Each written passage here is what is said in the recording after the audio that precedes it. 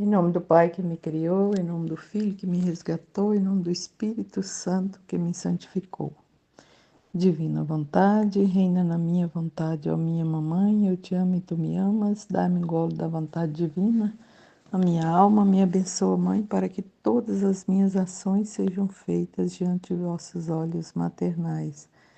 Suprema Majestade, eu venho em sua divina vontade, em nome de todos, do primeiro ao último homem que existirá na terra, para dar a ti as homenagens que tens direito, as adorações, os louvores, o amor que cada criatura lhe deve, as ações de graças e fazer todas as reparações por todos e por cada pecado. Venho, Senhor, na tua divina vontade, dou-te a minha vontade humana, por meio do imaculado coração de Maria, que possui todos os dons e os frutos da divina vontade. Dai-me, Senhor, a tua divina vontade. Vem, ó divina vontade, nesta ação que estou a fazer e em todas as ações que eu farei durante o dia. Vinde, Espírito Santo, vinde por meio da poderosa intercessão do Imaculado Coração de Maria, vossa amadíssima esposa e nossa mãe. Amém. Vinde, Espírito Santo, vinde por meio da poderosa intercessão do Imaculado Coração de Maria, vossa amadíssima esposa e nossa mãe. Amém. Vinde, Espírito Santo, vinde por meio da poderosa intercessão do Imaculado Coração de Maria, vossa amadíssima esposa e nossa mãe. Amém. Eu não sou nada, Deus é tudo, Pai, eu te amo. Então, continuando os estudos da Coroa da Santidade, sobre as revelações de Jesus, a Luísa Picarreta, né? E o título de hoje, o número de eleitos. Nos tempos modernos, tornou-se tragicamente na moda fingir que a coordenação é inexistente ou é reservada apenas para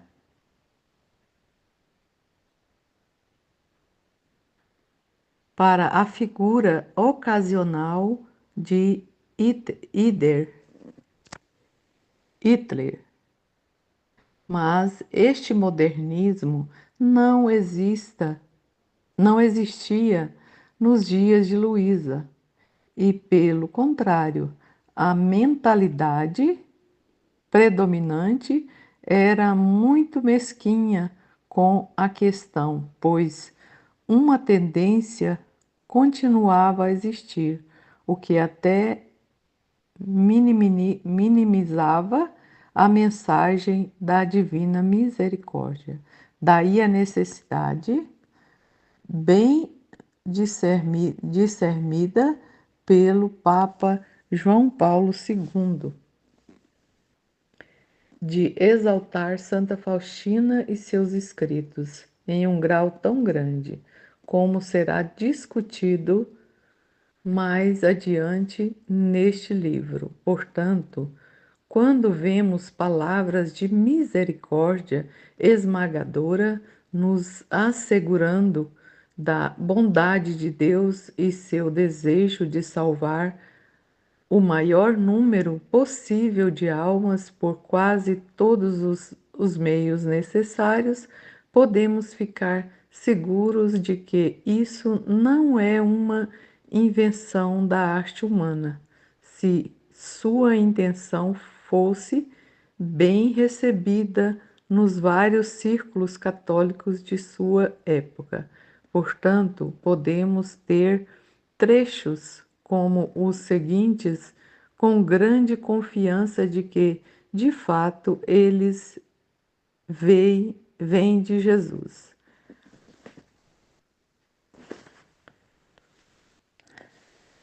Então vamos para o trecho. Ao falar com o confessor, ele me disse que é difícil ser salvo, pois o próprio Jesus Cristo disse: a porta é estreita, você deve se esforçar para entrar. Depois que recebi a comunhão, Jesus me disse: pobre de mim, quão mesquinho eles me consideram. Diga ao confessor, por sua avareza, eles julgam os maus, os meus, por sua avareza, eles julgam os meus. Eles não me consideram o grande, imenso, interminável, podendo, poderoso, poderoso ser, infinito em todas as minhas perfeições, que podem fazer com que grandes multidões passem pela estreiteza, mas do que pela própria largura.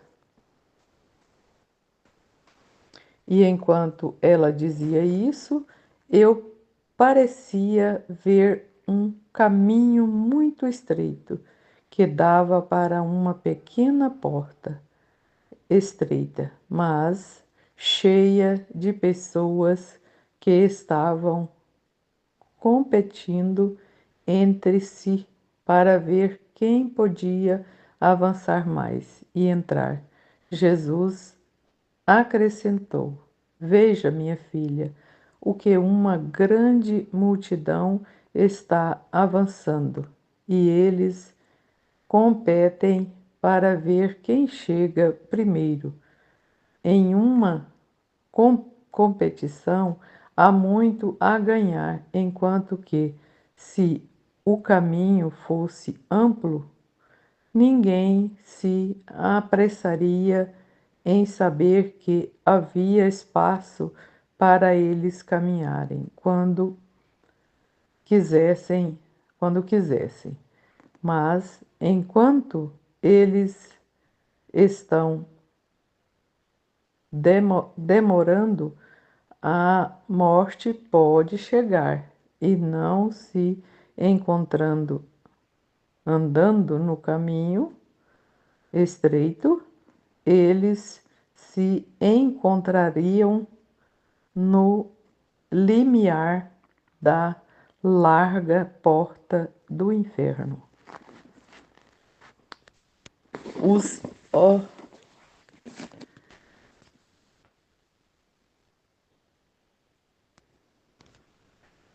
ó, quão boa essa estreiteza faz!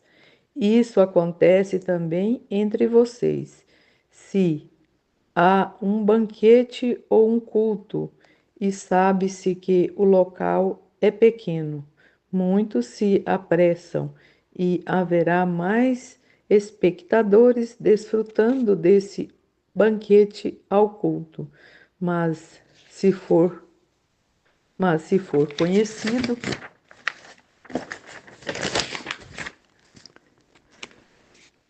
que o lugar é grande, ninguém se incomoda em ter menos espectadores, porque, sabendo que há espaço para todos, todos tomam seu tempo e alguns chegam no meio, outros no final e alguns encontram tudo terminado, sem desfrutar nada.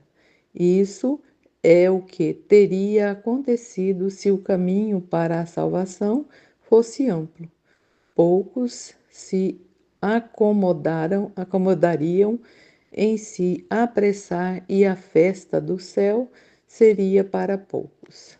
Da mesma forma, nos dias de Luísa, ainda era comum ouvir pessoas murmurarem em resposta à notícia da morte súbita de alguém, quase assumindo que esse tipo de morte impede sua salvação. Felizmente, esse murmúrio diminuiu bastante, pois os católicos reconheceram com razão que é absurdo concluir que a alma de alguém provavelmente está condenada apenas porque ela morreu rapidamente sem a ajuda dos últimos ritos. No entanto, devido à prevalência desse mau hábito, décadas atrás, Luísa não foi afetada e, portanto, ficou angustiada quando sua própria irmã foi levada por uma morte súbita. Como sempre, Luísa abriu seu coração para Jesus e ele lhe deu as palavras mais profundas em resposta.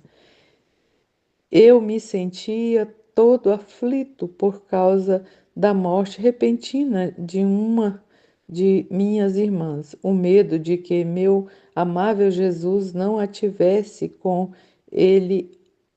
ele atormentou minha alma, e quando veio o meu bem maior, Jesus, contei minha dor. E ele, toda bondade, me disse: Minha filha, não tema. Para quem não é pervertido, uma morte súbita serve para impedir que a ação diabólica entre no campo.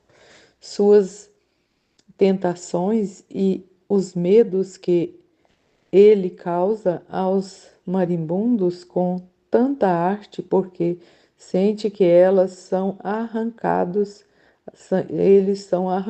dele, sem ser capaz que tenha de tentá-los ou segui-los. Portanto, o que os homens consideram uma desgraça, muitas vezes é mais do que uma graça.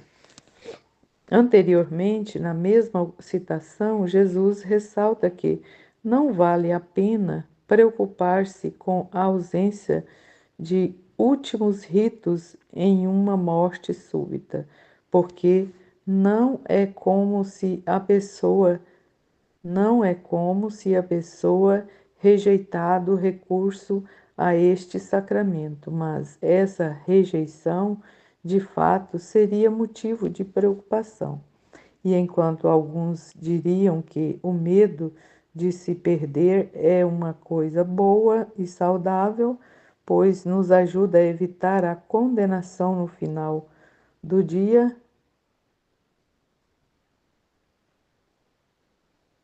isso simplesmente não é uma verdadeira sabedoria, embora superficialmente pareça fazer sentido, pois o dom do santo medo não é nem sobre a condenação, mas esse medo também está entre os expulsos pelo amor perfeito. Se confiamos em Deus, não devemos nos preocupar em nos perder, mas mesmo que estes medos lhe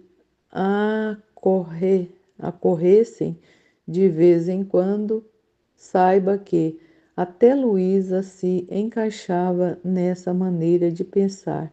E Jesus diz a você o que disse a ela. Como meu sempre amado Jesus não havia chegado e eu estava muito aflita enquanto orava, um pensamento surgiu em minha mente. O pensamento chegou a você para que você estivesse perdido? Eu realmente nunca penso nisso. Então fiquei um pouco surpreso, mas o bom Jesus, que cuida de mim em tudo, imediatamente se mudou para o meu interior e me disse: Minha filha, isso é uma verdadeira estranheza e que entristece muito meu amor. Eu diria a quem duvida do meu amor e teme para que ela se perca. Como é isso? Dou-lhe minha cama por comida. Você vive completamente por minha conta.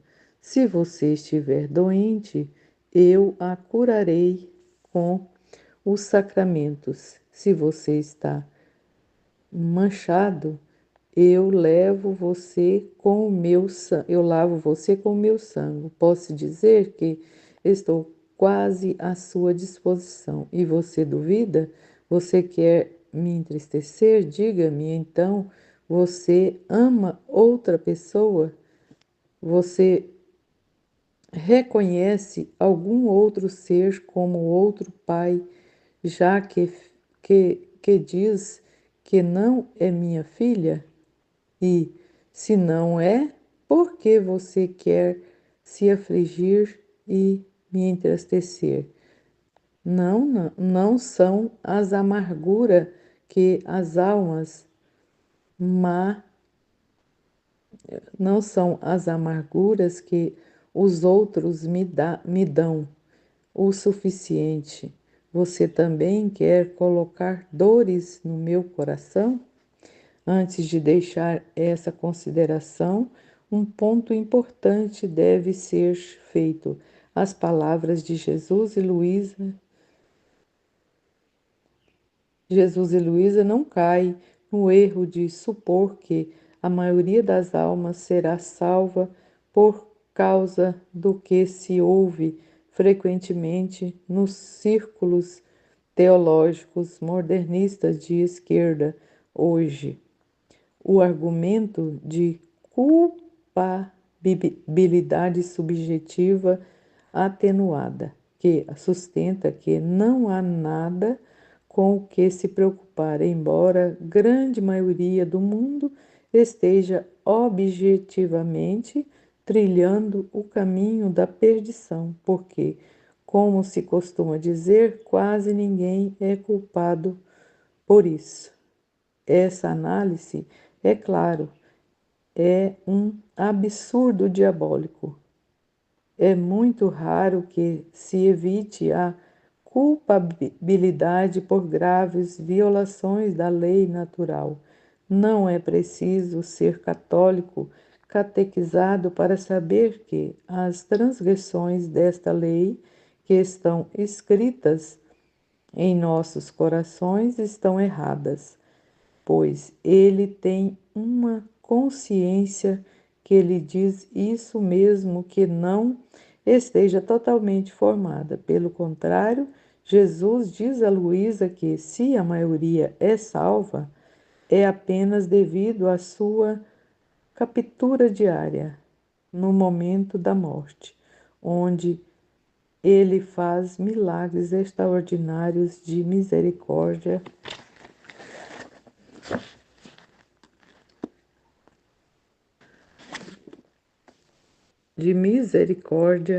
para a chave. Por isso, dizer um ato de contradição deles desde que eles não perversamente, forçosamente, a resistam com todas as suas forças, em escusado será dizer que essa torção, quando bem sucedida, não dispensa a alma do purgatório. Esta é está Esta é, sem dúvida, uma razão pela qual o rosário é tão importante em momentos tão tristes como os nossos. A salvação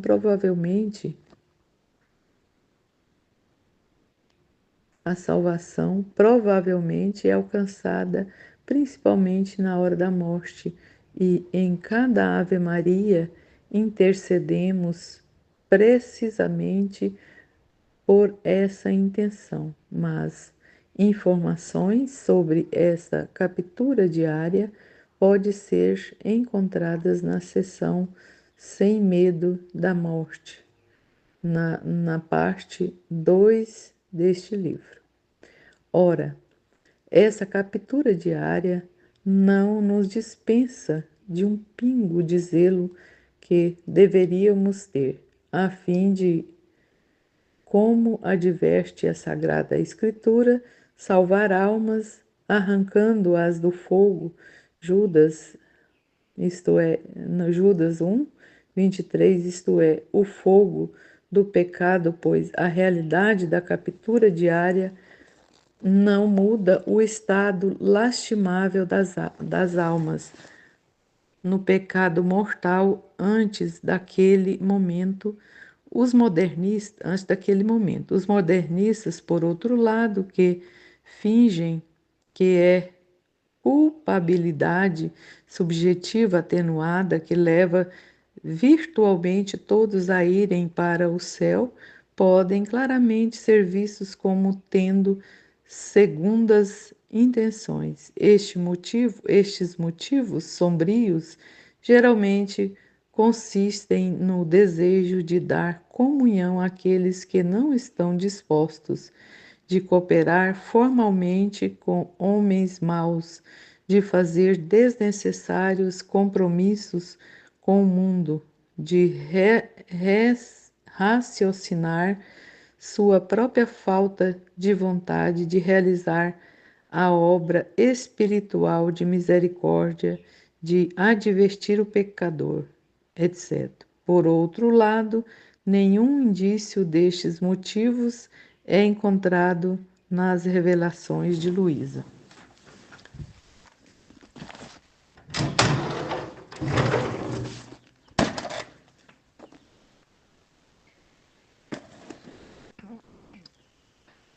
Agora devemos colocar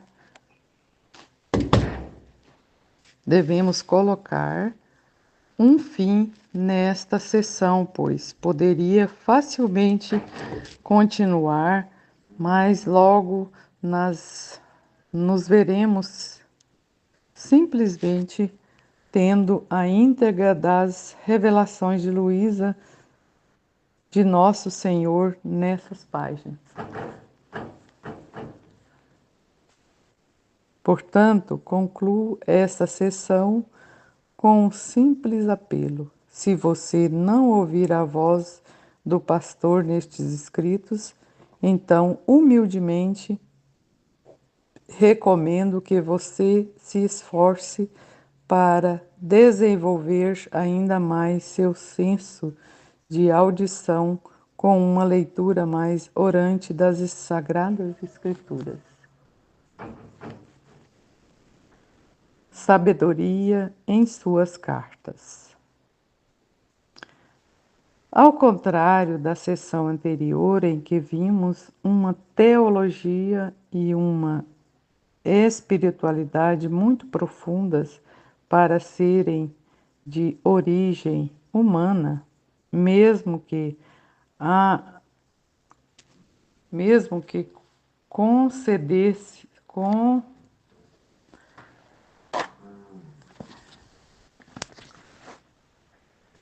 mesmo que concedamos as concessões mais generosas às habilidades naturais de Luísa, o que vemos em suas cartas, sem surpresa, é bem diferente, pois suas cartas vêm de seus próprios pensamentos.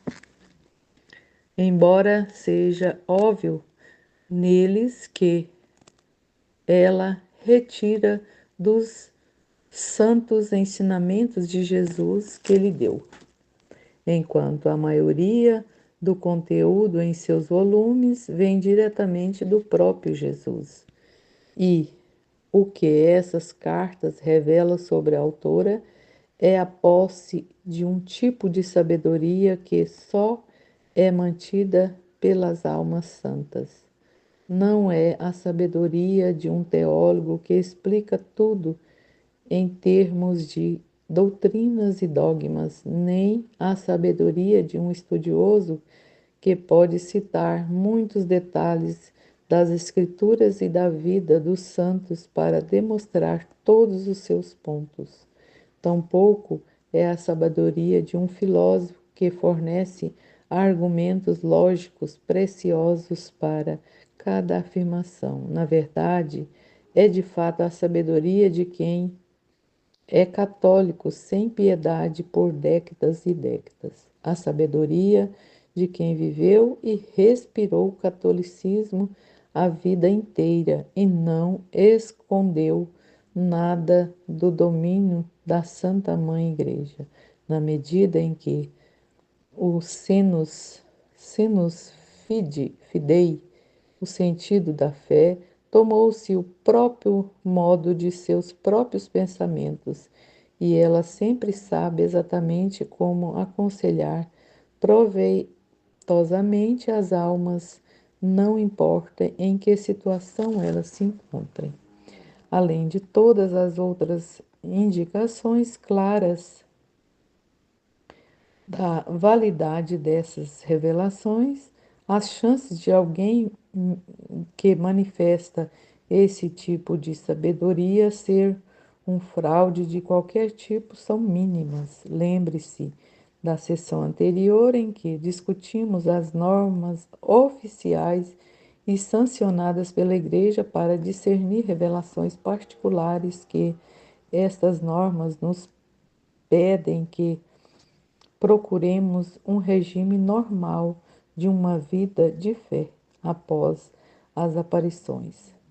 Muitas das cartas de Luísa foram escritas nos anos depois que seus escritos foram colocados no índice de livros proibidos, depois que ela foi expulsa do convento em que estava hospedada e depois que ela não estava mais escrevendo suas próprias revelações de Jesus. E embora ela não tenha vergonha de compartilhar sua dor com esses eventos, é igualmente claro que eles não tiveram o menor efeito sobre sua perspectiva e conselhos santos. Em uma palavra, em seu dom de sabedoria do Espírito Santo.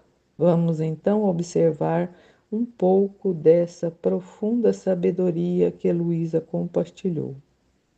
Vale a pena ler todas as suas cartas. Destacamos apenas alguns trechos diversos aqui, embora isso esteja incluído no capítulo sobre a autenticidade das revelações de Luísa, porque é de fato uma bela demonstração das mesmas. O que é mais importante agora é simplesmente que nós mesmos crescemos espiritualmente.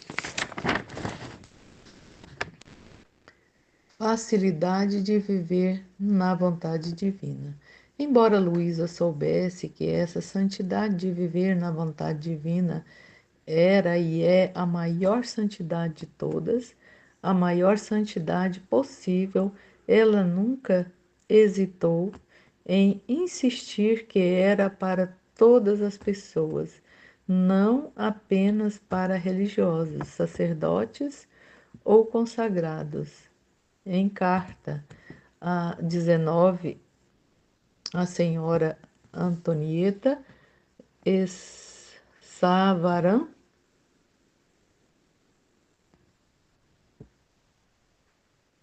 Savaran, uma viúva, ela escreveu: Você vê então como é fácil. Nem é preciso ser religioso para fazer isso. A santidade de viver na vontade divina é para todos. Ou melhor, para dizer a verdade, é para todos aqueles que o desejam. E em outra carta, ela apontou que não são nossas ocupações que nos afastam dele, mas nossa vontade. A mesma forma, na carta número 74, a senhora Catarine Valentino de San Giovanni Retondo, Luísa escreveu: Portanto, vamos estar atentos, leva apenas uma decisão firme de querer viver na santa vontade.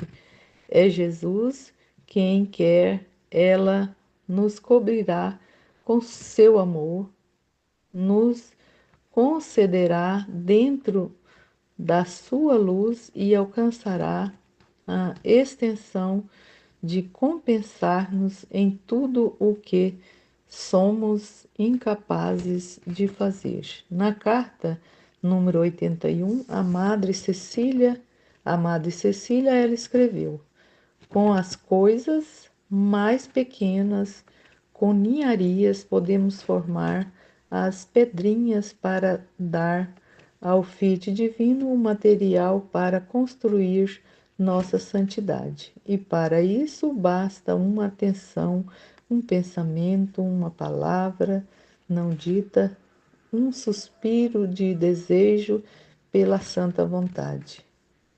Em uma bela exposição do Pequeno Caminho de Teresa de Lisieux,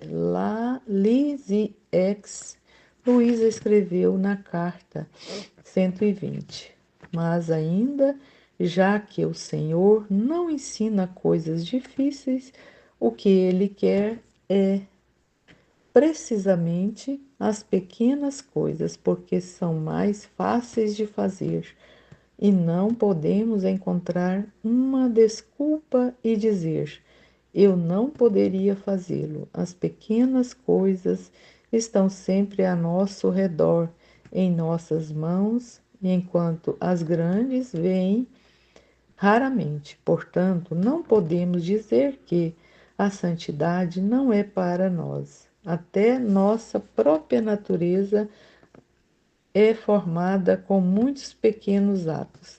A respiração, os batimentos cardíacos, o movimento. No entanto, eles formam a nossa vida.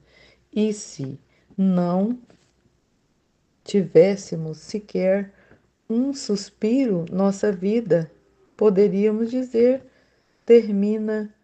Poderemos dizer, termina. Então, podemos dizer, se nossos pequenos atos não são animados pela vontade de Deus, portanto, permitamos que tudo o que fazemos flua na vontade divina e nos sentiremos animados e em posse de vida do Fiat. Quão felizes e santos seremos!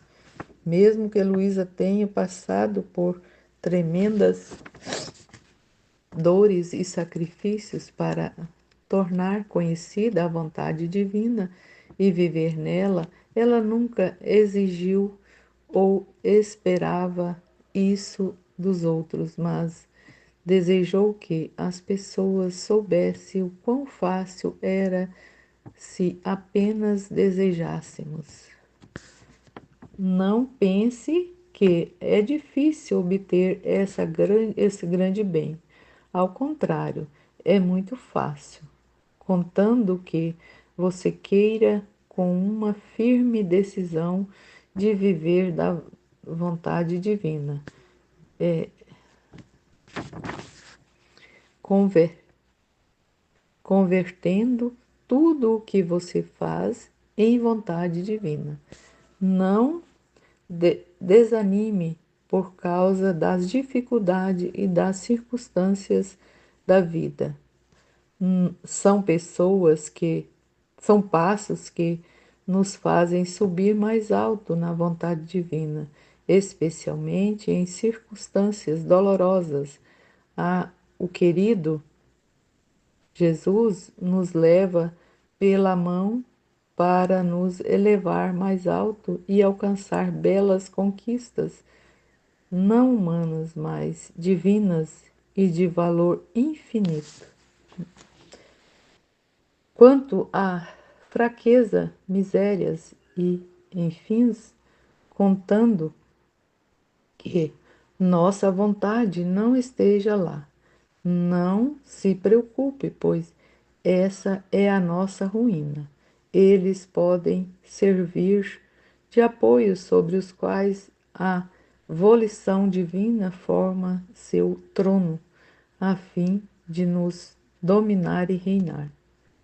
Ou servir como pedra britada e entulho serve como pedra britada e entulho serve a quem quer construir uma casa, ou como solo nas mãos do nosso fazendeiro celestial que tira de nossas misérias sem nossa vontade, as mais belas flores para estender seu reino. Tudo serve à sua glória e ao nosso bem nas mãos divinas do Filho. Sobre sentimentos.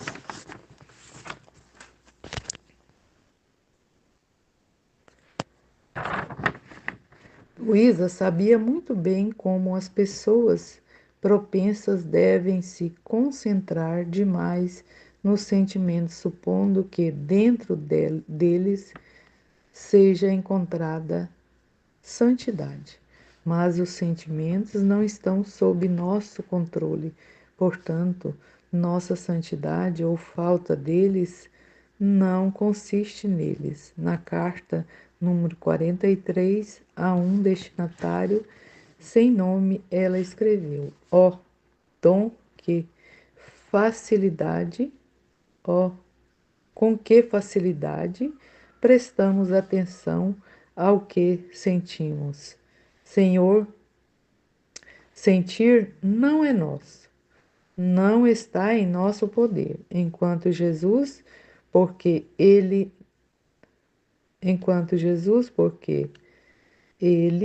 nos ama muito, nos deu nossa vontade em nosso poder, para que, quando a colocássemos na bancada da vontade divina, pudesse se transformar em atos divinos. Portanto, nossa frieza, as lágrimas não derramam, nossas dores, as distrações involuntárias podem pedir o reino de Deus na terra. Será tantas doces promessas nas mãos de Jesus que o obrigam a fazer o reino da vontade divina vir sobre a terra. Portanto, vamos ficar atentos, vamos viver como se não tivéssemos outra vida, nenhuma outra palavra, mas a vontade divina. Da carta 13 ao padre Bernardo dos Santos Corações de Assis, lemos: aqui estão os meios para não pecar mais, estar unido com Jesus, ame-o e sempre faça a sua vontade. Não pense no passado, isso prejudica muito.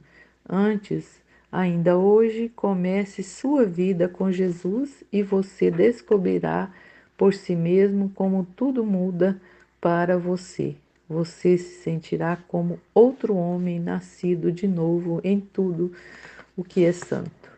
Na carta 84 a uma mulher sem nome, Luísa escreveu: portanto, eu recomendo, em qualquer estado que você sinta, esteja sempre tranquilo. Não pense em frio ou calor. A vontade divina é mais que tudo, mais que oração, mais que lembrança, mais que fervor, mais que milagres, mais que tudo. A carta número 120, talvez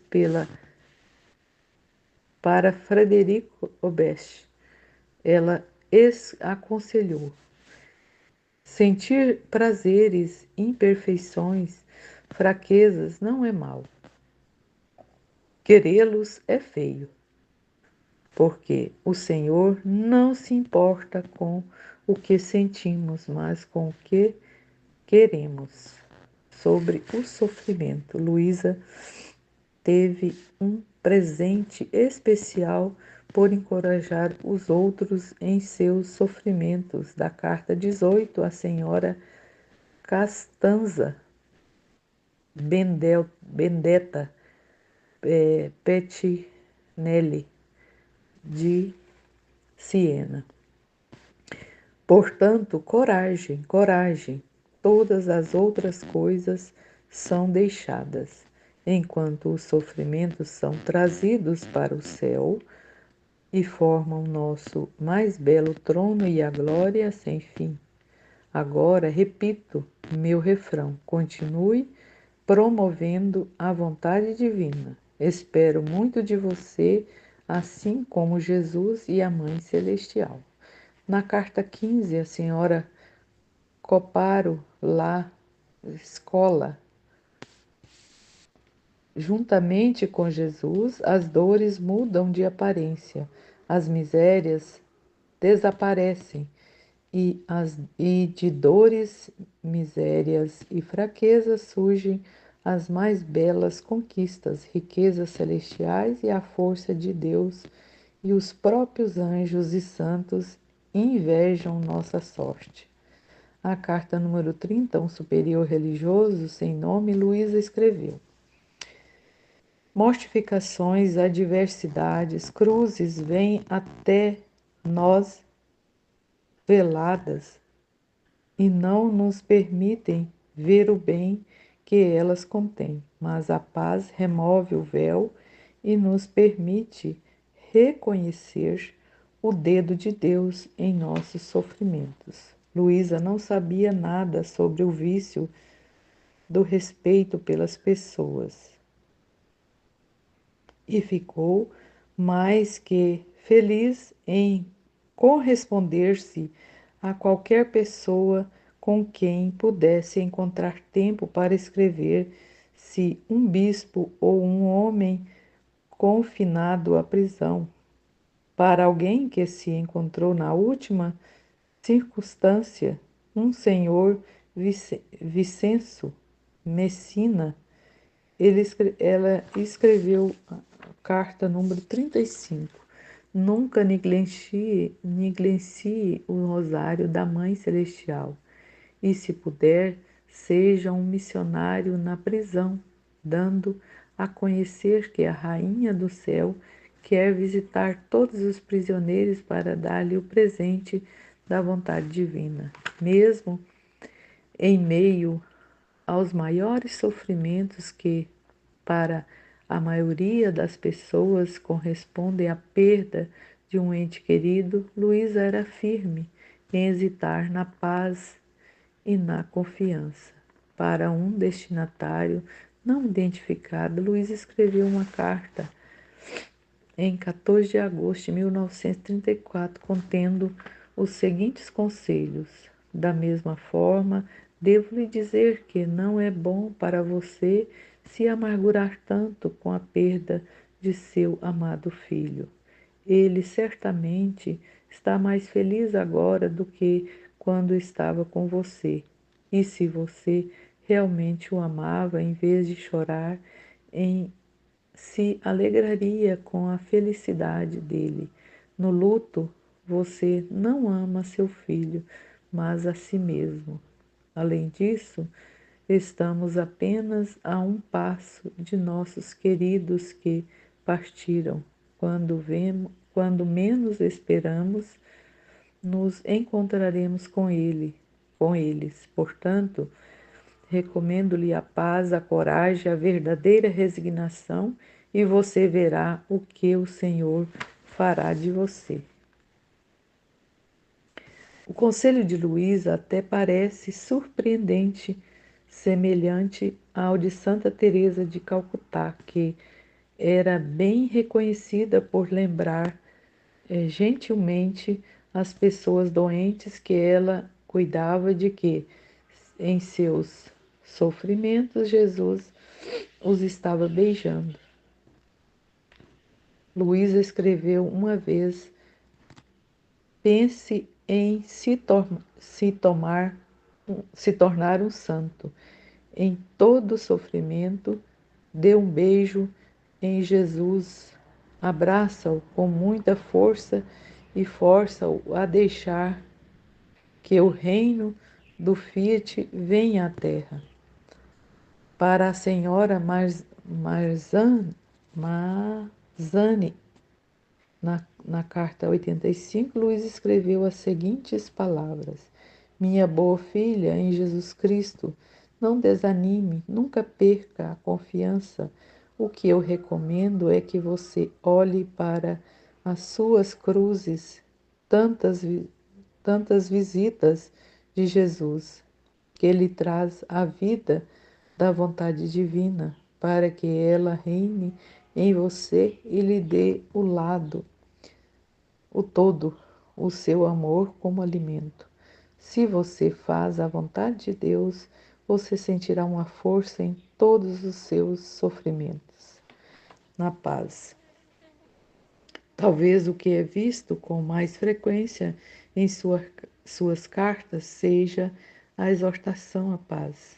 Da carta número 12, Senhora Antonieta Savarani, Luísa escreveu: 3 coisas te recomendo: firmeza na paz, perene e boa confiança filial. A confiança fará com que você viva como um bebê nos braços de sua mãe Jesus, e a Mãe Celestial cuidarão de todas as coisas que você precisa. Eles lhe dirão com fatos: pense em viver de nossa vontade e nós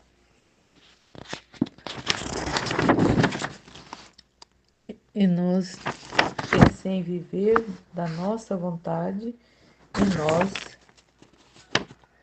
cuidará de tudo, até a salvação de seus irmãos. Você não está feliz? Na carta 36, a Madre Cecília de,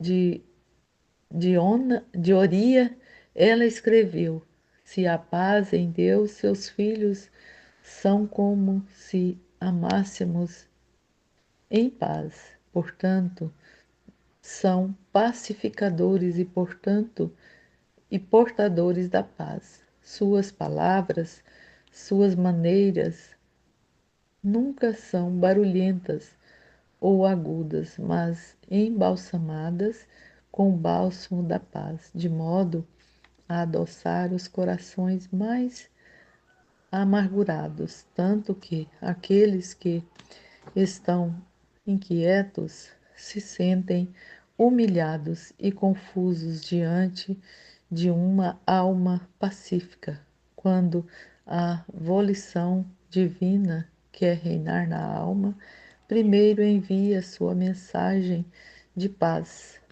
Muitas vezes trata-se de fechar os olhos para pequenas bagatelas, ninharias e manchas, para não perder a paz ou tempo. Dessa maneira, o Filho Divino faz seus próprios caminhos em nossas almas, formando o seu trono. Na carta número 56, a uma jovem, Luísa escreveu: a tempestade é sempre um prelúdio para o céu limpo. Portanto, não desanime, espere com incansável paciência pela hora de Deus. Quando isso acontecer, seu domínio colocará tudo em prática e talvez seus próprios inimigos se tornem seus amigos. Em uma fascinante visão dessa mesma carta, Luísa a aconselha que, ao recusar permitir que a paz reine em nossos corações, nós nos deixe o diabo rir. Porque se você não for firme e sempre o mesmo, o inimigo lhe dirá: você queria fazer o bem aos outros e não consegue fazê-lo a si mesmo.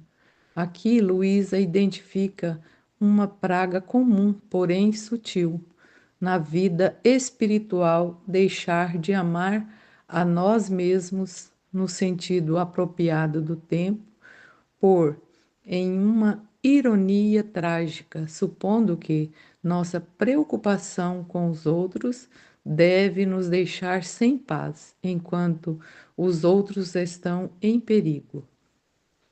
Isto é comumente observado em pais preocupados com seus filhos perdidos. E, de fato, todos estes pais deveriam ser como Santa Mônica, orando continuamente pela conversão dos seus filhos. Mas o atraso de Deus em responder totalmente a essas orações nunca deve permitir que esses pais percam a paz. Para uma melhor, para uma mulher religiosa, sem nome, Luísa escreveu a carta número 59. Filha, Jesus te ama e te quer bem e santo. Não dê ouvidos ao inimigo que gostaria de pegar o presente das mãos de Jesus. Não preste atenção a dúvidas ou a qualquer coisa que não seja paz. São coisas do inimigo, trapos do inferno, não de Jesus. Suas coisas são paz. Os trapos do céu são certezas. Portanto, como mãe que ama a filha, peço que não deixe mais esses trapos infernais entrarem no seu coração. E se o inimigo te atormenta, determinado, diz: estas são coisas que não me pertencem. Não quero roubar ninguém, nem mesmo do inferno. E então repito para você meu refrão habitual: firmeza inabalável no bem. Interesse-se em nada além de Jesus e no que diz respeito ao seu escritório. Desta maneira, você, Luísa, sabia muito bem que um dos maiores inimigos da paz é a tendência incessante de alguns de se debruçar sobre o passado. Portanto, ela sempre insistiu em insistir para que as pessoas esquecessem o passado. Sobre isso, como visto na carta número 60 para outro religioso sem nome, Luísa escreveu: Quando querer Quando querer rever o passado novamente, não porque o passado passou em Deus, e seria como se roubássemos os direitos dele, as próprias coisas. Se houver algo errado, o Senhor pode nos informar com calma. Quanto no futuro, também não se preocupa, porque não é nosso, mas pertence a Deus. Devemos obedecer e nos tornar santos, não por nosso interesse, mas pela glória de Deus. Portanto, banam toda dúvida, pois a dúvida, o medo e a agitação não vêm de Deus, mas do diabo. Antes, pense em amar e fazer vontade de Deus, porque com dúvidas desagradamos ao Senhor, muito mais do que se pecássemos. Portanto, jure ou faça uma promessa solene de que nunca mais voltará a pensar em dúvidas.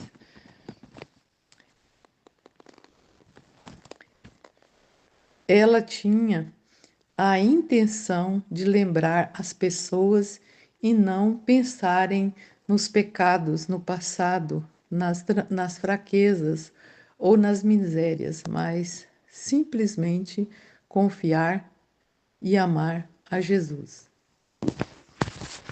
Pelo contrário, digo que quando você se obtém por causa do medo, repito, pelo contrário, digo que quando você se abstém por causa do medo, forma lenha para o purgatório. E as comunhões que não recebe na terra, você receberá logo no purgatório, porque Jesus queima com amor no Santíssimo Sacramento e quer entrar em nossos corações para derramar suas chamas, enquanto que, se nos obstemos, ele queima mais, fica inquieto e delirante com a justiça. Ele nos faz queimar mais no purgatório. Oh, quão bom é Jesus! Se o conhecêssemos, morreríamos extasiados de amor. E, com amor, o arrebatador Jesus nos esconde no amor para não nos fazer morrer. Somente a dúvida de que Jesus não nos ama muito entristece Jesus e o amarga. O amor exige mais amor. Quanto mais acreditamos que Ele nos ama, mais sentimos vontade de amá-lo. E Jesus, vendo-se amado, nos ama mais. Além disso, quando Jesus se sente amado, esquece nossos pecados e porque queremos perder a cabeça?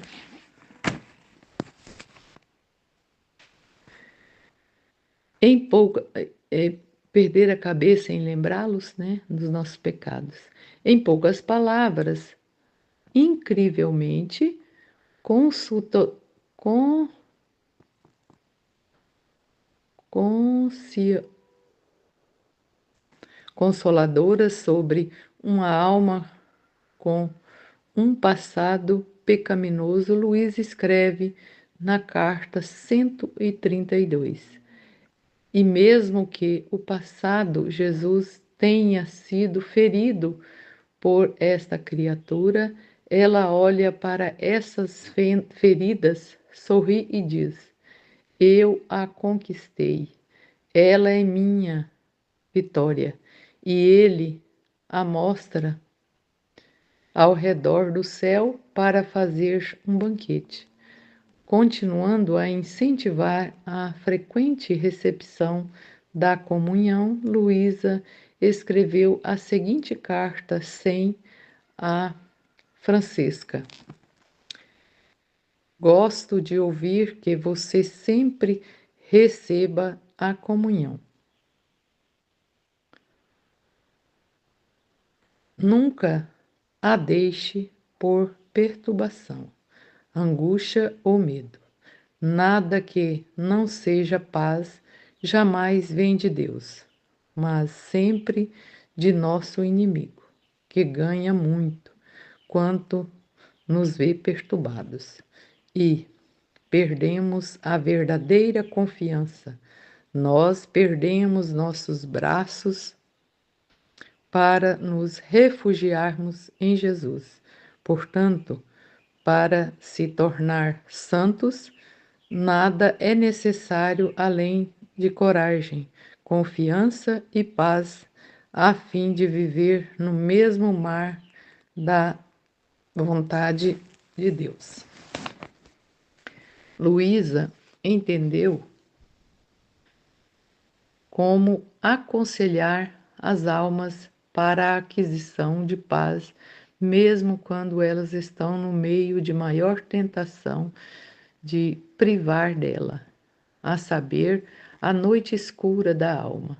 Na carta número 54, a Madre Elisabetta, uma religiosa superior, ela escreveu: Mas Jesus nunca deixa você. Ele se esconde e em seu esconderijo o ardor do seu amor é tão grande que ele lhe dá beijos ocultos e abraços carinhosos, mas você os dá lenta e silenciosamente para não serem sentidos. No entanto, ele não pode durar muito com tudo isso. E quando você menos espera, ele se faz sentir nas profundezas da alma, a fim de sustentá-lo. A paz não era apenas algo que Luísa aconselhava, mas algo que Luísa vivia. Luísa nunca guardou rancor contra seus inimigos, mas, ao contrário, orou por eles e esperou seu perdão. Ela certamente não teve medo de declarar sem rodeios as más correspondências de suas ações, pois Luísa não usava óculos por não usava óculos cor de rosa ou sucumbia ao erro do poder do pensamento positivo, mas acima de tudo, amava seus inimigos de maneira cristã. Moda, por exemplo, na carta 99 a Frederico Abrecht, ela escreveu: Quando, não, querido, no Senhor, nada de novo aconteceu aqui, tanto quanto a que você diz sobre Roma. Pelo contrário, houve contra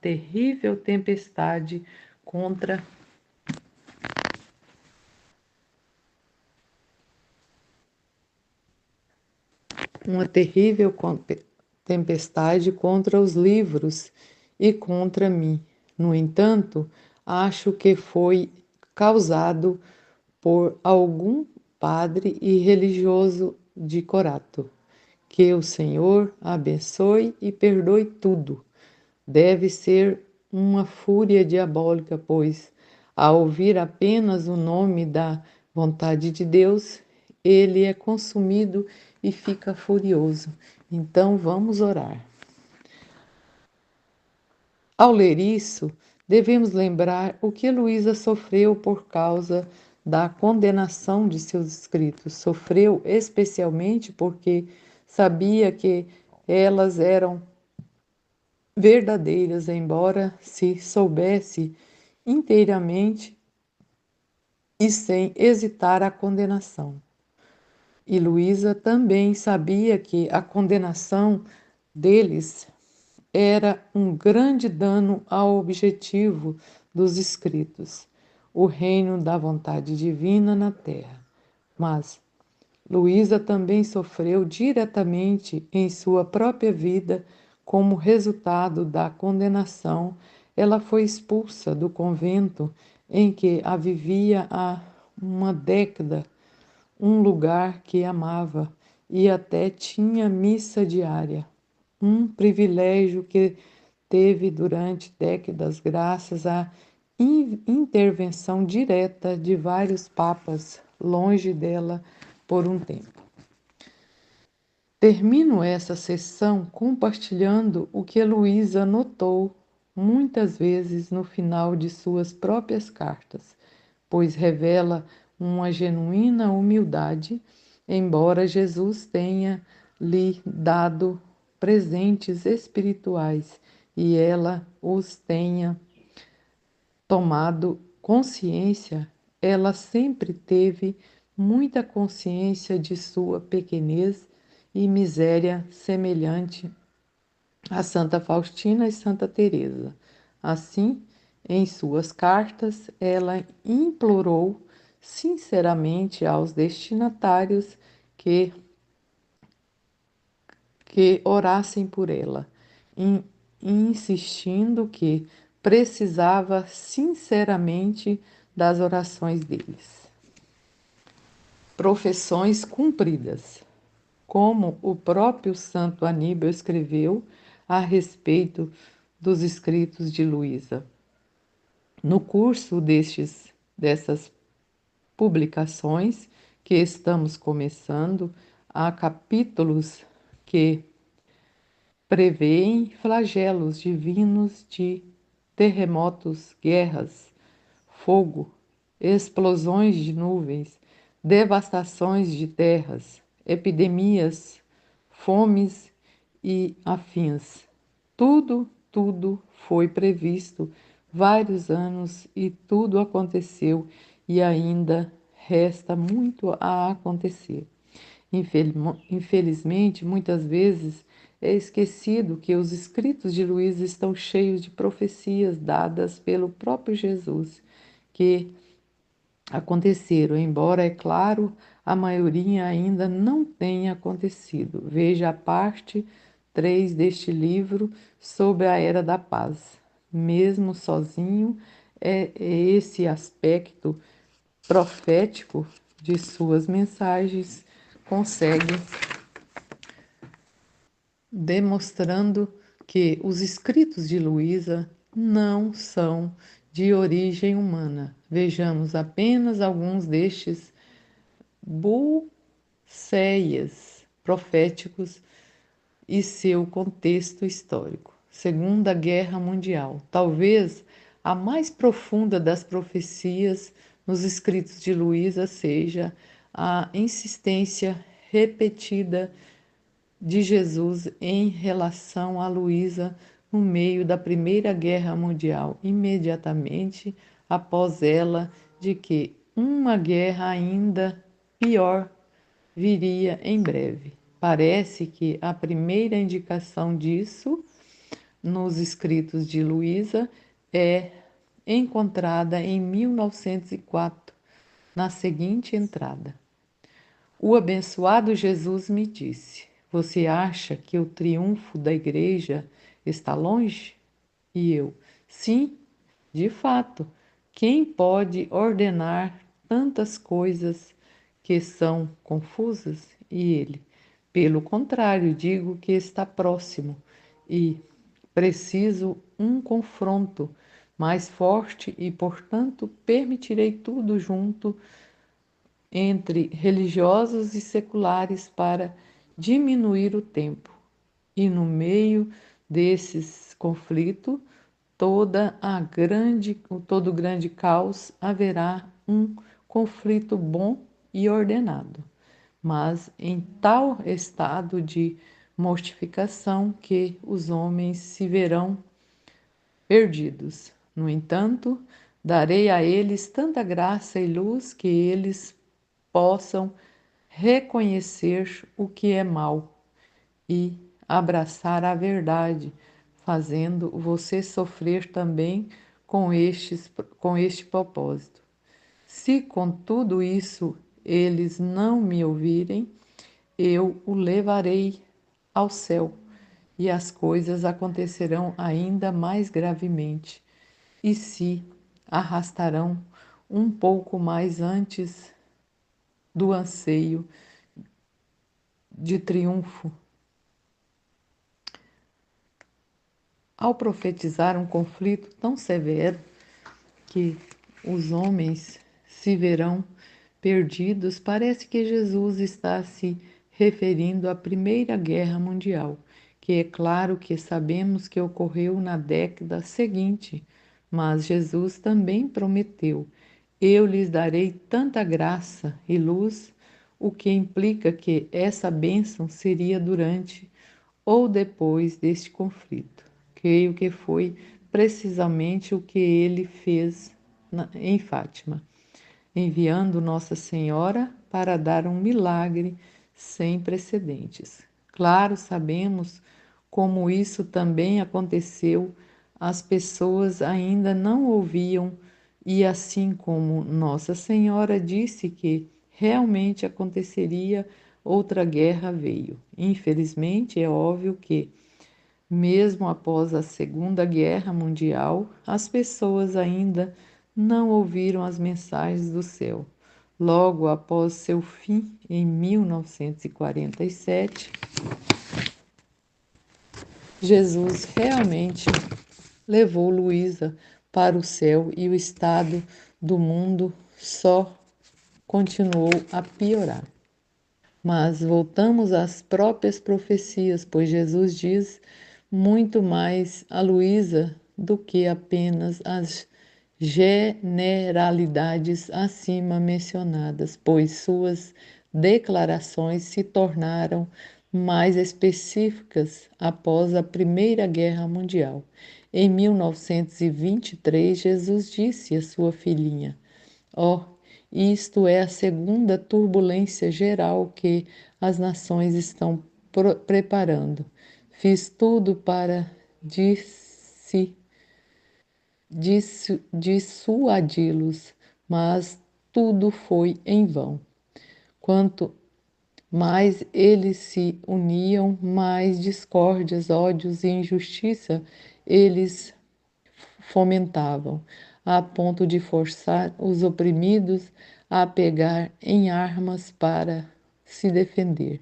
E quando se trata de defender os oprimidos e a justiça, também natural, devo concordar. Mas ainda, uma vez que as nações que parecem ser vitoriosas tiveram sucesso com base nos mais perversos injustiça, eles deveriam ter enten- eles deveriam ter entenderam isso sozinhos. Eles deveriam ter injustiça, entenderam isso sozinhos e foram mais mansos que os oprimidos. Pelo contrário, são mais inexoráveis, querendo não apenas sua humilhação, mas também sua destruição. Que perfídia, que perfídia, mas que mais que diabólica. Eles ainda não estão saciados de sangue.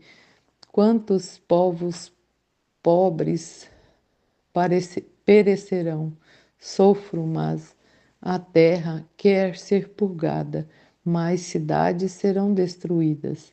E mais tarde, no mesmo ano, ano passado, a França, movendo-se contra a Alemanha, tocou a primeira campainha. A Itália, movendo-se contra a Grécia, tocou o segundo sino de guerra. Então outra nação virá que tocará a terceira, chamá-los para a luta.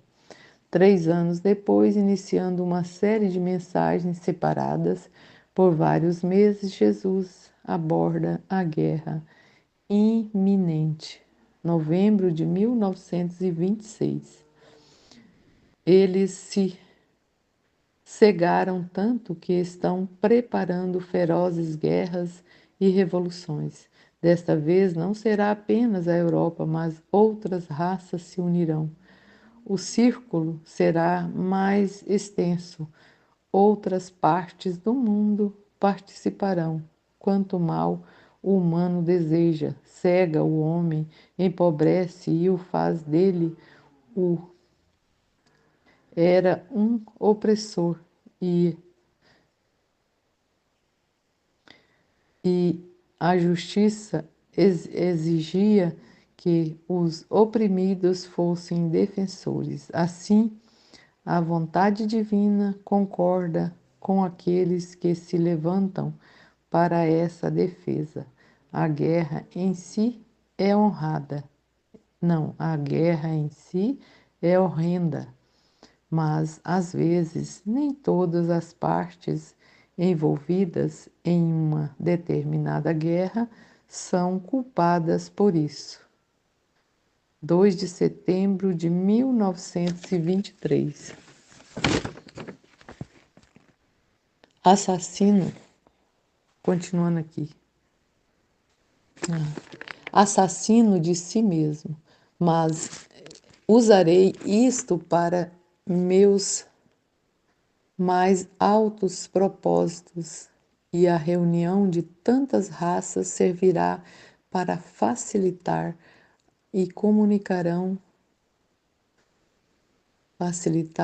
a comunicação das verdades, para que possam as dispor ao reino do Supremo Fiat. Portanto, os castigos que ocorrerão não são senão os prelúdios daqueles que virão. Quantas cidades serão destruídas, quantos povos enterrados sob as ruínas, quantos lugares enterrados e mergulhosos no abismo. Os elementos farão parte do Criador. Minha justiça não aguenta mais. Minha vontade quer triunfar e gostaria de triunfar por meio do amor para estabelecer seu reino. Mas o homem não quer vir a encontrar este amor, portanto, é necessário usar a justiça. Março de 1927. Assim, quando meu amor se vê sendo perseguido, minha justiça entra em campo e defende meu amor, golpeando com flagelos aqueles que me perseguem e descobrindo as propriedades que eles fazem, e descobrindo as pretensões que eles fazem, não apenas comigo, mas também entre si, como nações, porque na briga eles se revelam, que em vez de se amarem, se odeiam ferozmente. Este século pode ser chamado de século das mais terríveis pretensões, e entre todas as classes, e é por isso eles nunca chegam a um acordo entre si e, embora aparentemente pareçam querer concordar, na realidade estão planejando novas guerras. A pretensão nunca trouxe um verdadeiro bem, nem na ordem civil e nem na ordem religiosa, no máximo, algumas sombras de um bem fugaz. E então aqui está como eles estão convertendo essa paz, tão louvada com palavras, mas não com obras, em preparativos para a guerra. Como você já pode ver, muitas raças diferentes se uniram para lutar, algumas com pretextos, algumas com um pretexto, outra com outra, e outras se unirão, mas usarei a união dessas raças porque para a vinda do reino da minha vontade é necessário ter a união de todas as raças por meio de outra guerra, muito mais extensa que a anterior, em que a Itália estava envolvida financeiramente. Através da união dessas raças, os povos se conhecerão e, após a guerra, a difusão do reino da minha vontade será mais fácil. Portanto, tenha paciência para suportar minha privação. Esse é o vazio que minha justiça deseja formar para defender meu amor perseguido. Você ore e ofereça tudo para que o reino do meu Fiat chegue em breve. Agosto de 1927. Todas as nações estão pegando em armas para fazer guerra, e isso irrita mais a justiça divina e dispõe os elementos para se vingar deles. Portanto, a terra derramará fogo e o ar enviará fontes de águas e as guerras formarão fontes de sangue humano nas quais muitos desaparecerão. A cidade e as regiões serão destruídas. Que maldade! Depois de tantos males de uma guerra pela qual passarão, estão preparando outra, mais terrível, e então estão tentando mover quase o mundo inteiro como se fosse um único homem. Isso não diz que o pecado penetrou profundamente em seus ossos, a ponto de transformar sua própria natureza em pecado? Há muito a considerar nessas mensagens. Todo mundo conhece a grande falha que a Alemanha carrega na Segunda Guerra Mundial, mas muitos esqueceram a falha que outras nações, outras nações carregaram. A França se envolveu em uma ocupação militar terrivelmente injusta da Alemanha na década de 1920, porque a Alemanha era incapaz de pagar os severos pagamentos de reparação exigidos por causa da Primeira Guerra Mundial. Não há nada profético sobre este ponto nos escritos de Luísa, porque a mensagem específica foi dada em 1923, depois que a França já havia começado a ocupação, mas a agitação civil e hiper, hiperinflação causada por essa ocupação e estes pagamentos foi a razão pela qual o caminho foi aberto para Hitler tomar o poder na Alemanha. Portanto, a realidade profética na mensagem de 1923 é encontrada no chamado de Jesus ao movimento da França como tocando a primeira companhia. Isso não faz sentido fora de entendê-lo como um prenúncio de um conflito que se aproxima. Agora sabemos, estudando a preparação para a Segunda Guerra Mundial, que é perfeitamente preciso dizer que, na década de 1920, a França realmente tocou a primeira companhia. Mas também podemos ver que as tentativas imperiais de Mussolini em 1920 de criar um novo Império Romano constituíram o segundo sino, como Jesus disse a Luísa, pois, ao mover-se contra a Grécia, finalizando o controle das ilhas gregas do Dodecanesco, Dodecaneso e ordenando a invasão de Carfu, outra ilha grega, Mussolini criou um conflito que foi elevado à Liga das Nações e contribuiu significavelmente para a deteriorização das condições que leva à Segunda Guerra Mundial.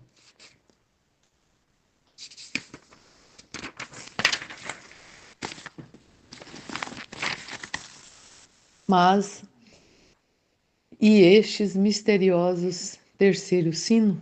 Lembre-se que Luísa recebeu esta mensagem em 1923, muito antes que alguém soubesse que a Alemanha subitamente explodiria no cenário mundial e invadiria a Polônia na década seguinte.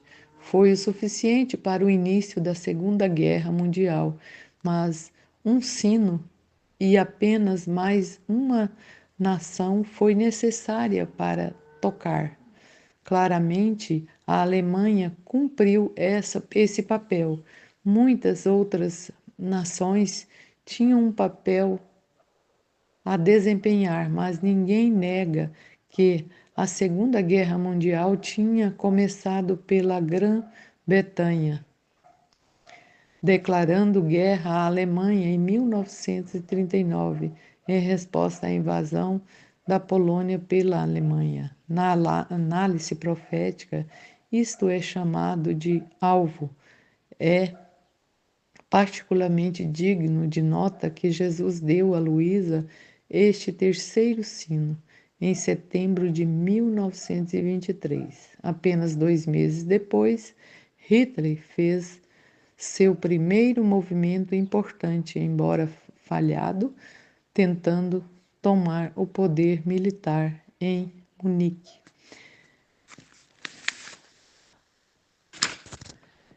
Em suas mensagens em 1926 e 1927, vemos Jesus lamentando repentinamente como o confronto vindouro seria muito pior que o anterior.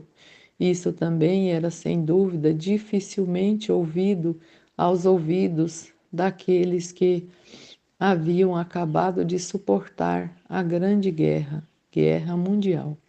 Eu, que era conhecida como a guerra para acabar com todas as guerras, mas retrospectivamente é claro que sabemos que suas palavras foram completamente precisas. A Primeira Guerra Mundial resultou em cerca de 18 milhões de pessoas mortas. A Segunda Guerra Mundial resultou em mais de 70 milhões de mortos. Também proféticas são as palavras de Jesus sobre o escopo da igreja, enquanto a grande maioria dos combatentes da Primeira Guerra Mundial eram europeus, com vários milhões de tropas dos Estados Unidos. Na Segunda Guerra Mundial, um grande número de tropas e baixas veio da Ásia, e África e Américas. Globalização. Na última sessão, não abordamos um aspecto importante das mensagens de Jesus citadas, ou seja, todo o propósito de Jesus permitir o caos global que foi a Primeira Guerra Mundial e Segunda, pois sabemos pela teoria básica que Deus só permitiu que algum mal ocorra se ele souber que um bem maior virá dele.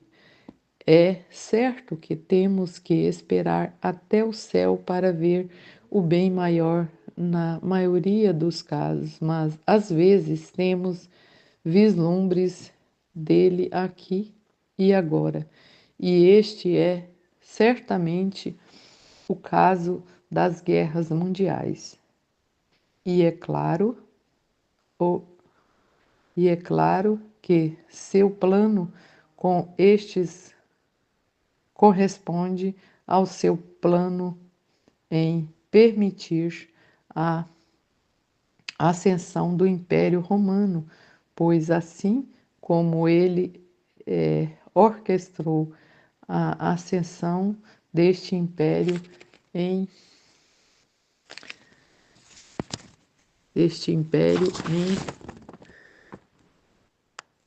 para facilitar a exposição do cristianismo em todo o mundo. Ele também permitiu a globalização moderna que, apesar disso, tragicamente, muitas vezes carrega consigo muitos males. Não é em si um mal. E esse fato é atestado por numerosos ensinamentos da Igreja magistral, a fim de permitir a iminente terceiro Fiat. Jesus disse a Luísa: como você já pode ver, muitas raças diferentes se uniram para lutar. Algumas com um pretexto, outras com outra, e outras se unirão. Mas usarei a união dessas raças, porque para a vinda do reino da minha vontade divina é necessário ter a união de todas as raças, por meio de outra guerra, muito mais extensa que a anterior. Através da união dessas raças, os povos se conhecerão e, após a guerra, a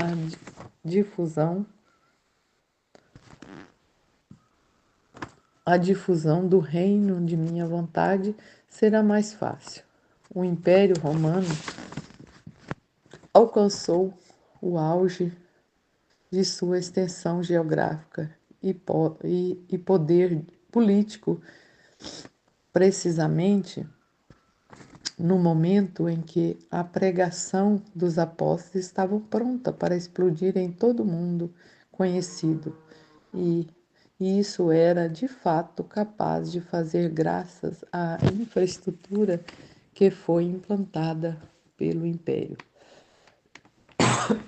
Desculpa. Hoje, porém, vemos uma extensão da infraestrutura global que dificilmente poderia ser a questão dos sonhos daqueles romanos dos dias anteriores. O que muitos esquecem é que essa globalização não teria sido possível sem a unificação das raças e países, os vários acordos e tratados comerciais e similares resultantes da Segunda Guerra Mundial.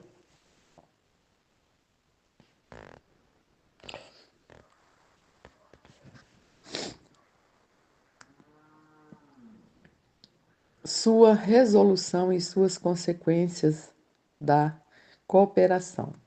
Dificilmente é sustentável que Luísa tenha previsto isso. Conhecimento milagroso da corrente, eventos. Em algumas mensagens, vemos tanto uma profecia quanto um conhecimento milagroso de um evento que ocorre naquele exato momento. Um exemplo está contido na seguinte entrada. Uma manhã, meu querido Jesus me mostrou um homem que havia sido muito morto por tiros de um revólver e que estava dando o último suspiro e indo para o inferno. Se o mundo inteiro soubesse como, quando Jesus sofre pela perda das almas, eles usariam todos os meios possíveis para não se perderem eternamente, pelo menos para poupar a dor de nosso Senhor. Luísa então se ofereceu para aceitar as dores que ele merecia e assim salvar sua alma, e ao recebê-las, ela as descreveu como tão terríveis que ela não sabia como ela continuava viva. Na manhã seguinte, o padre entrou no quarto dela para chamá-la de obediência, como de costume, e ele perguntou por que ela estava em um estado tão triste. Ela escreveu: Então ele me perguntou o motivo de tal estado, e eu contei o fato. Como descrevi acima, contando o local da cidade onde me pareceu que isso havia acontecido, o confessor me disse que era verdade, mas que eles pensavam que ele estava morto. No entanto, ficou claro que ele estava muito doente, mas pouco a pouco ele se recuperou e ainda está vivo.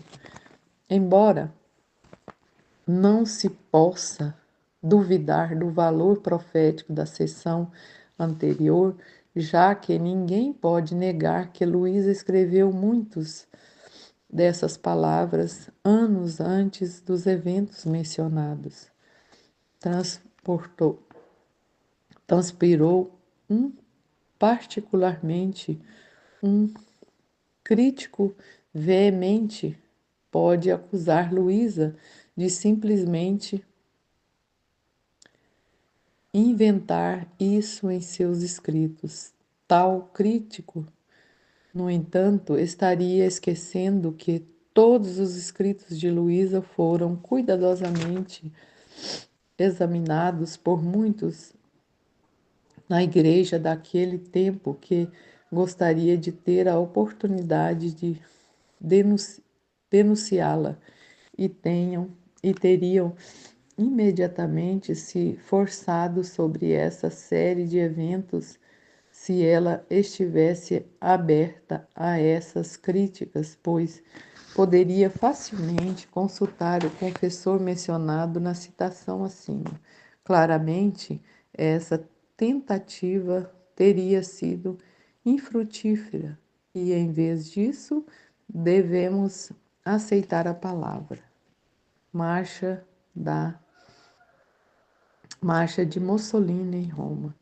Em uma profecia surpreendente dada no dia anterior ao evento histórico, Jesus deu a seguinte mensagem a Luísa em 27 de outubro de 1922. Ó minha filha, você não sabe nada do que eles querem fazer. Eles querem jogar fora Roma, os estrangeiros e até os italianos querem apostar nela. Os males que eles farão são tantos e tantos que, se a terra desencadear fogo para queimá-la, até a cinza seria um mal menor do que os que eles farão. Veja, pessoas saem de todos os lados para se unirem e atacarem ela. E o que é mais sob o disfarce de cordeiros, enquanto eles são lobos ferozes que querem devorar a presa. Que sindicato diabólicos! Eles se unem para ter mais força e atacá-la. Reze, reze. Este é o último precipício destes tempos no qual a criatura quer se lançar.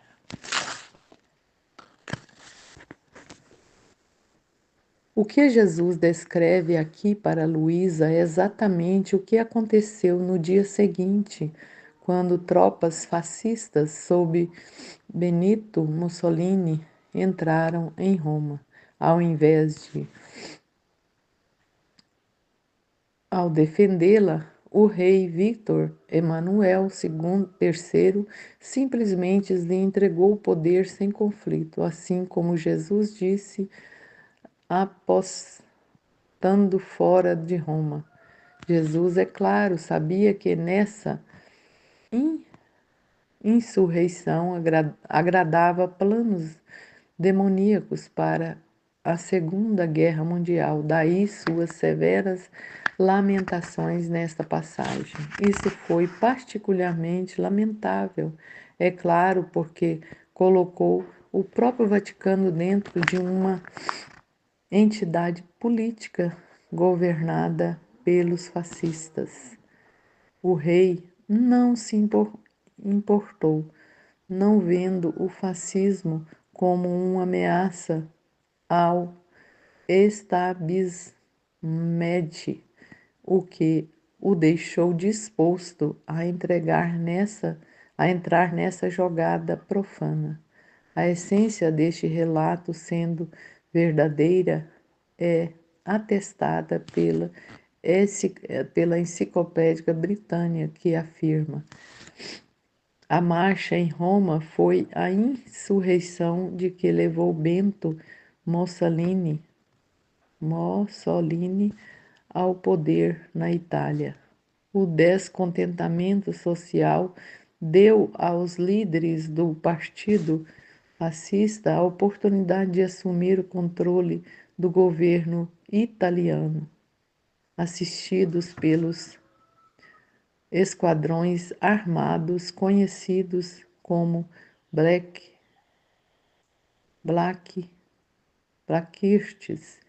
Eles planejaram marchar em Roma e forçar o rei Vítor Emanuel III a convocar Mussolini para formar um governo. Como o rei não estava disposto a usar exército italiano para defender Roma, o governo capitulado às exigências dos fascistas, a marcha em Roma,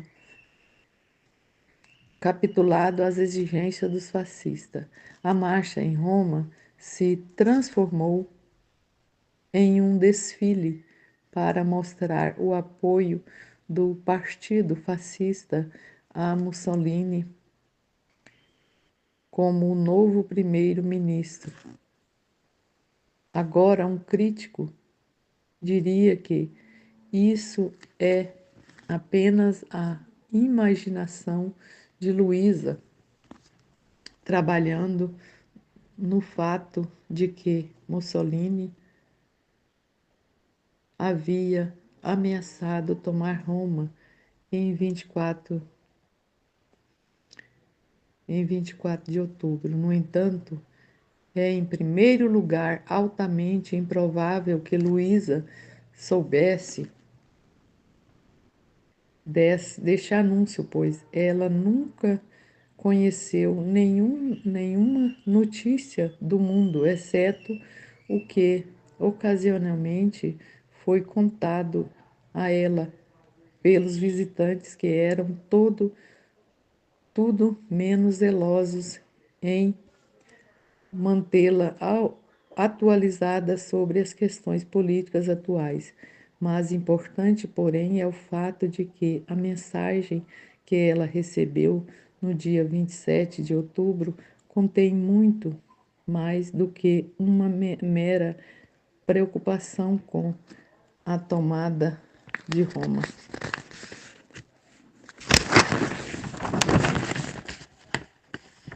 Inclui uma clara lamentação sobre Roma ser jogou fora que ninguém, exceto Deus e talvez o rei Victor, sabia que aconteceria. Até o próprio primeiro-ministro Liuge Facta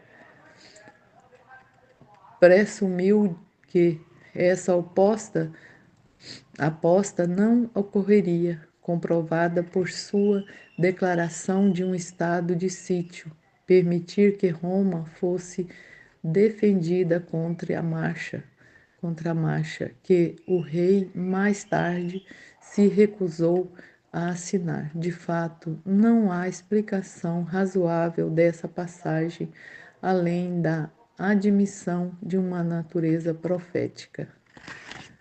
Amém, Fiat.